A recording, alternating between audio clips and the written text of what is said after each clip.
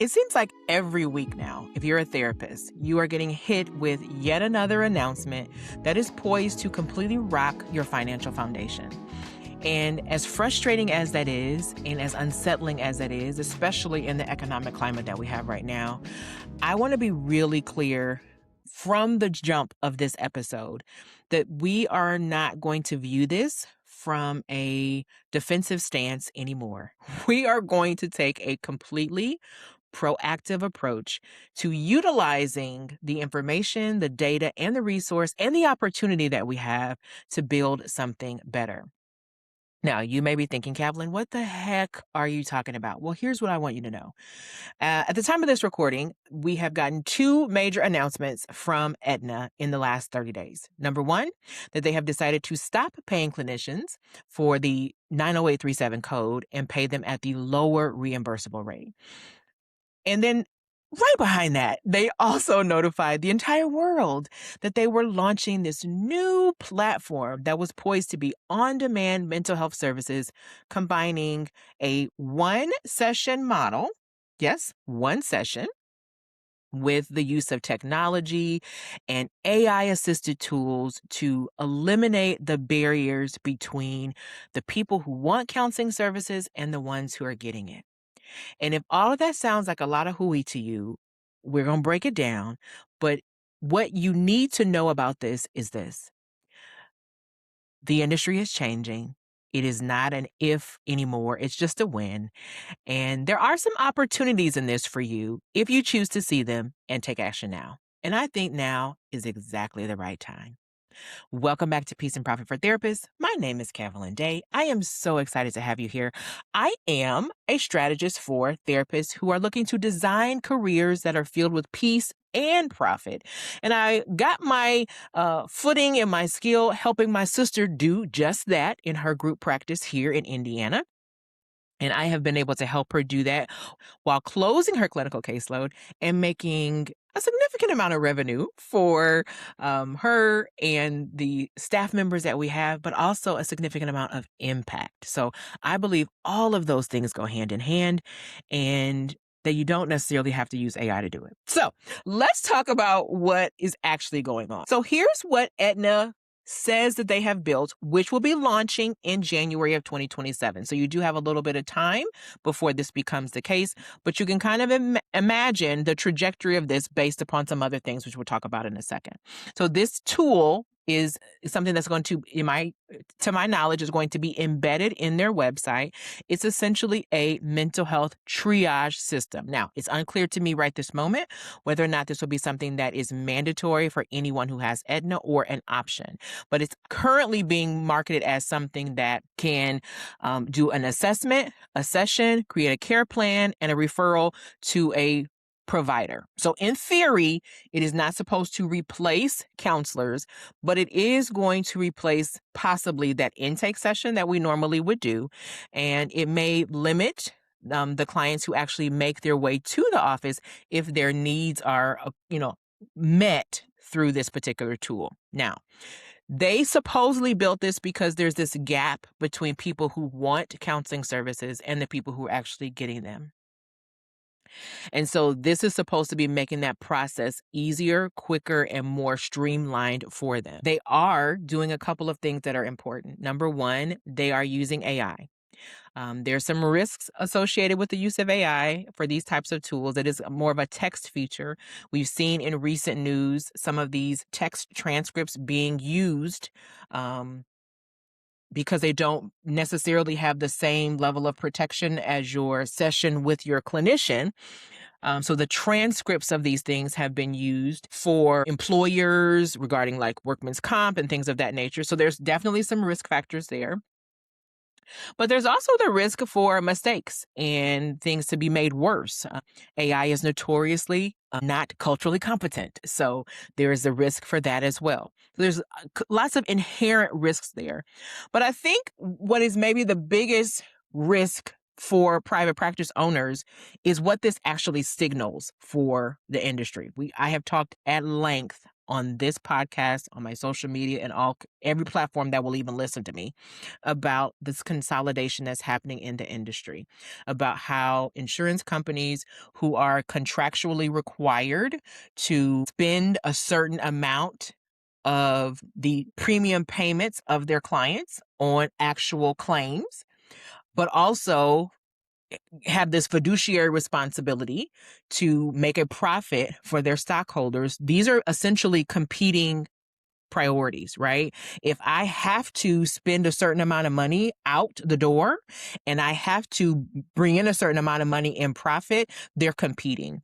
And so who's been getting crushed in the middle was the client, but things like ACA, aka Obamacare, right? That requires certain things of the insurance company has made it less likely that the clients would get crushed in the middle. And so now the clinician is there getting crushed. You see, on one hand, they are decreasing the amount of money they're willing to pay you per session. In many states, they are already funneling people into the platforms with this promise of better rates. So they are tempting the clients to the platforms with decreased copays, decreased deductibles, right? Kind of in-network offers. They are tempting the clinician to the platform with less paperwork and less documentation, more freedom, more flexibility, right? And so as they get more and more market share, what you're going to see is them being less and less flexible with the clinician. There's still legal protections from the individual states regarding the use of insurance. So there's still some individual protections for the clients. There, however, are not those same protections for clinicians. So clinicians are going to have to protect themselves. And I anticipate that a lot of these things will play out in the courts and that the lawyers will make out like bandits.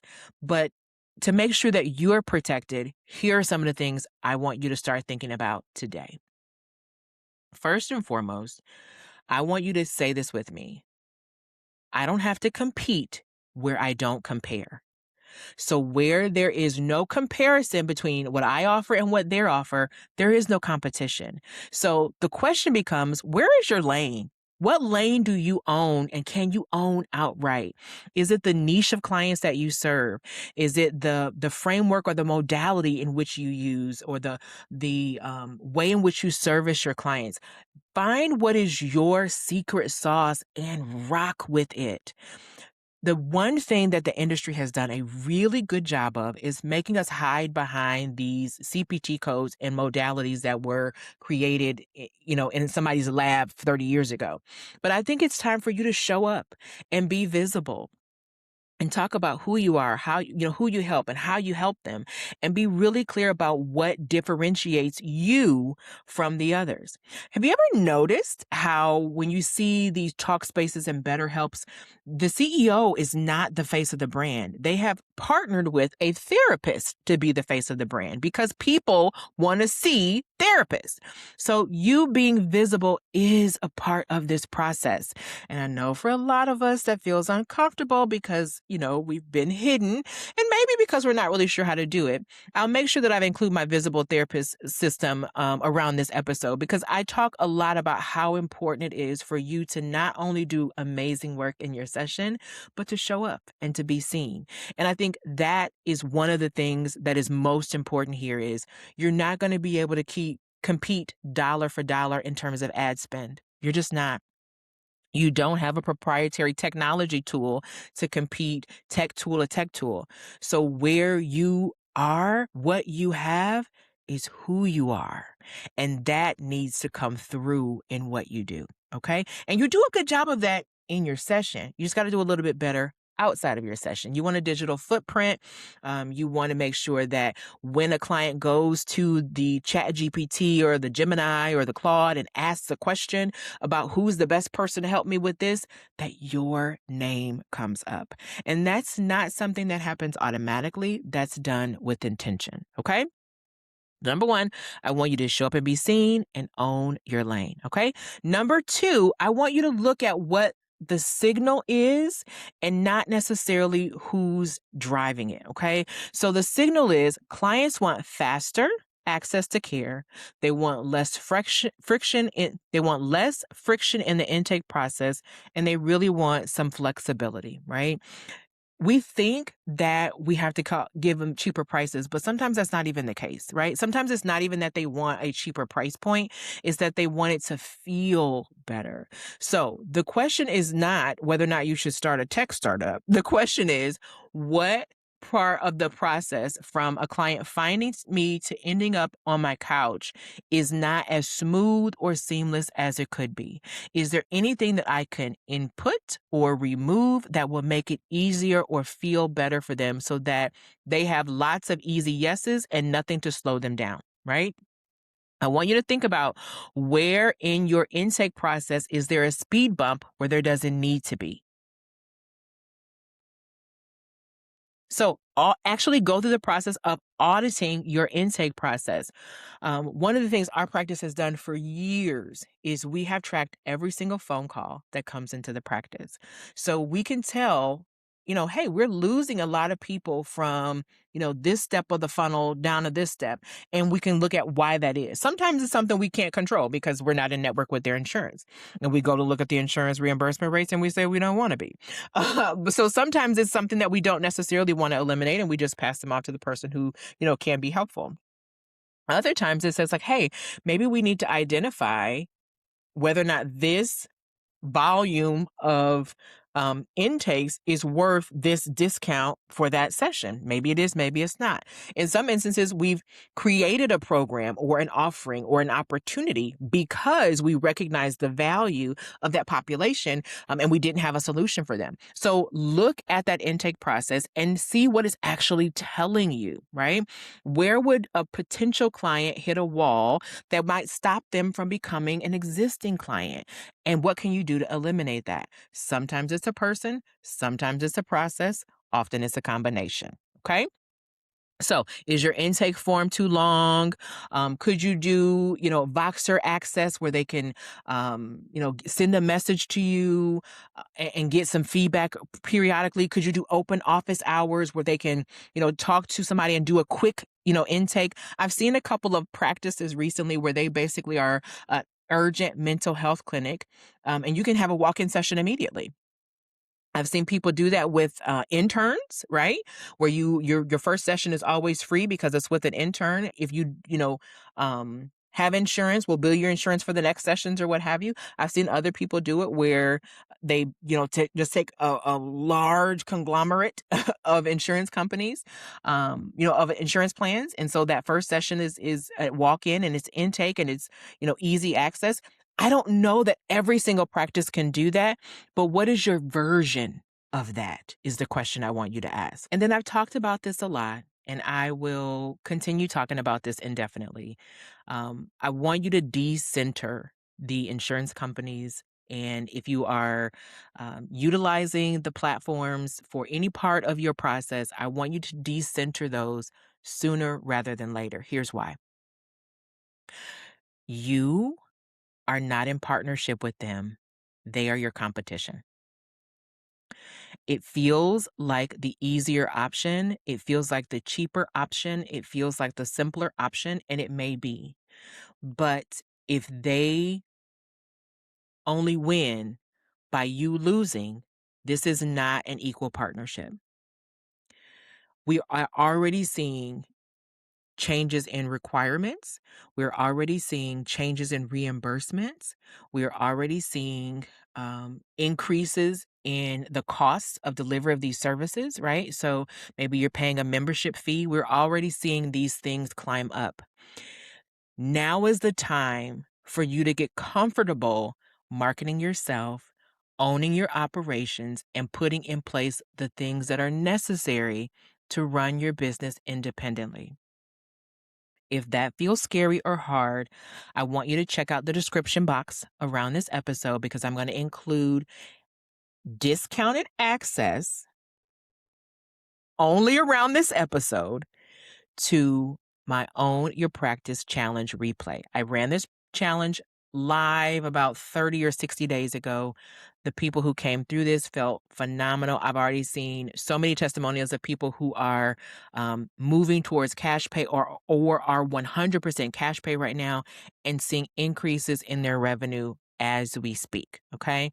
So I want you to know that decentering them doesn't mean that you go cash pay completely, unless you are ready to, right? It doesn't mean that you eliminate your EHR. It means that you start to move away from needing them by putting the things in place one by one to replace what they give you. That gives you back ownership of your entire business, and it gives you back ownership of your fate. Okay. The number one reason why each and every one of these platforms is growing in profitability and value on the stock market is you. Yes, their technology is worth something, but the reason why they have the value that they have is because they have the lion's share, in some cases 30 to 40,000 clinicians, right, listed on their rosters, and they have a large population of consumers who have already proven that they want mental health treatment, right? So, if clinicians start to back away from the platform and their value goes down, they have less and less money to throw at these situations, right? To throw at marketing. The more people that continue to use that system, the more likely they are to be able to get a banker to say, oh, sure, we'll give you $10 million. Sure, we'll give you $1 billion. Sure, sure. So as you back away from them, in a controlled and reasonable way, your income doesn't have to take a hit, but you can protect what you're building. Okay. Now, why is now the right time to do this? This is being recorded in the spring, summer of 2026. Why is now the moment to do this? Okay. The more people talk about mental health, the more clients are actively comparing. That's an opening. That's an opportunity. That's not a threat. If you're clear and you are presenting yourself in a visible way, it makes it that much easier for people to say, oh, yeah, I see why I'm going to choose her. Let me tell you one of the things that our practice has been exceptionally good at. We have not had to spend tons of money on marketing because we have the type of service that people want to tell their friends and family about. So we do not end up having to spend tons of money marketing our practice. We just let lots and lots of word of mouth do that. Now, we are strategically visible, right? We have a website, we have a social media following. We do kind of get out and speak in the community and do different things. So we definitely are active.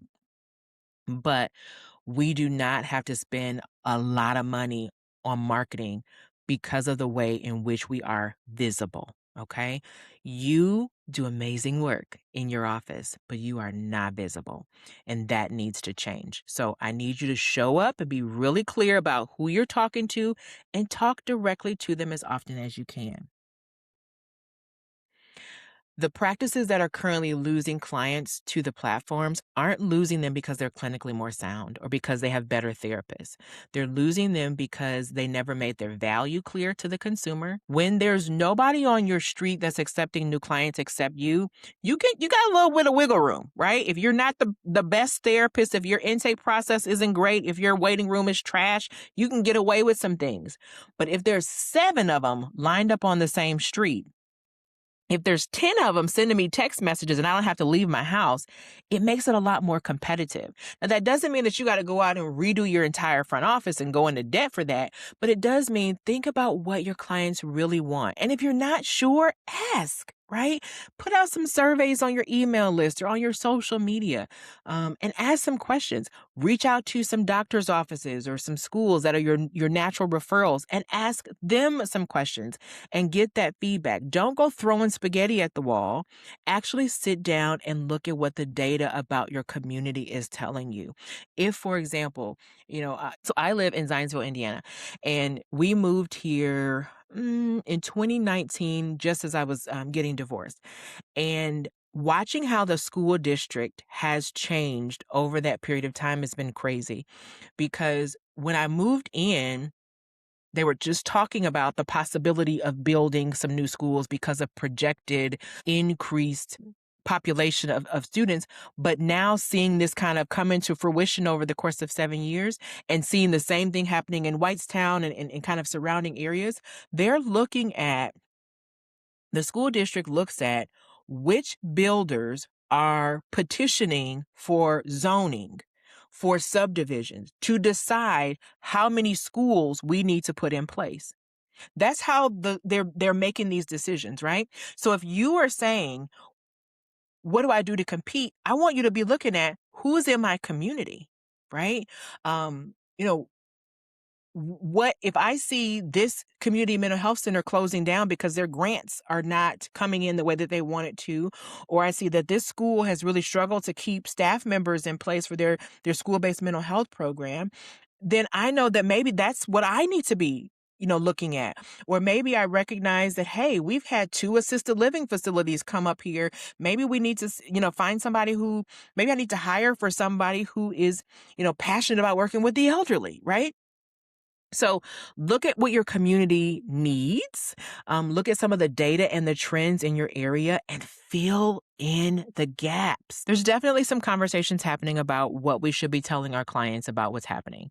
And I think as you move away from maybe accepting some insurances who have a lower reimbursement rate or who are refusing to negotiate with you, I think that's the conversation that you have. And you say, in 60 days, I'll no longer accept this insurance company.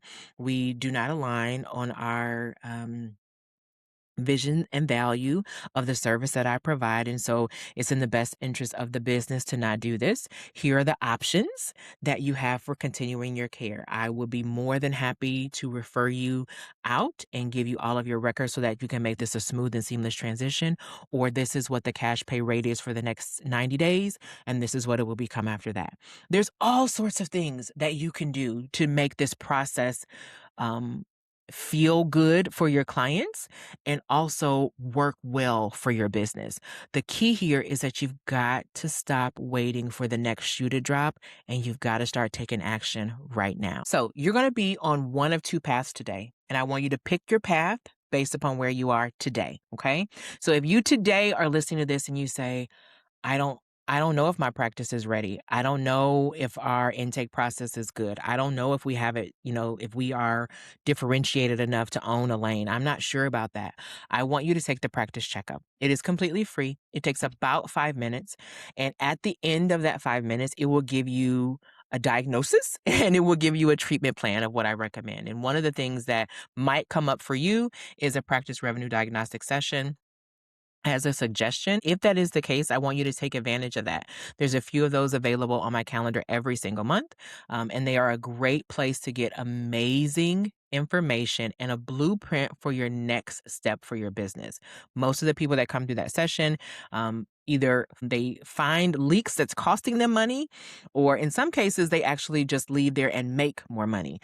So it is a really good kind of moment to breathe, but also a pulse check. So it kind of gets things in order. So if you're not sure what's wrong, you don't know exactly where to start, that's my recommendation. If you say, Calvalyn, I know what my problem is. I know that I have never identified my leverage spot. I have not created the revenue plan that will allow me to make a good profit on my sessions. I know that I have not been visible enough, and we do not have a visibility plan. I know that I don't have an offer that takes me outside of the one-to-one session. All I have is one-to-one sessions. If that is you, then I want you to apply for the Leverage Lab. This is for a very specific group of people who are making somewhere around $8,000 to $10,000 per month in their business, but looking to get to at least the $15,000 mark by the end of the year. This is for people who have had some success, but know that they could be having more, and also recognize where they're maybe at risk based upon their current model. So this is where you in a cohort with other group practice owners, get your built-in community. You have a monthly session with me. You have unlimited access to me on Voxer. And it's just a really great way to grow without the pressure of being like in some heavy, challenge or, business incubator. It is the perfect space to grow in the way that a therapist needs to grow. So one of those two paths is the right path for you. I want you to take action today. Now, while I'm recording this on one particular day, I can guarantee that at some point, either the day that it's released or sometime thereafter, there'll probably be another announcement by an insurance company or a legislator or a telehealth platform that shakes the ground that you're standing on. I want you to remember that you have already done some amazing things that other people have not already done, right? You've already finished grad school. You've already done your thousands of hours of supervised hours. You've passed the boards. You sit with people in their darkest moments. You are the CEO of your business, and you are capable of managing whatever gets thrown at you. You just might need a little extra support so that you end up where you want to be. And I am here to help with that, because in my world, peace and profit are not in competition. You get to have them both.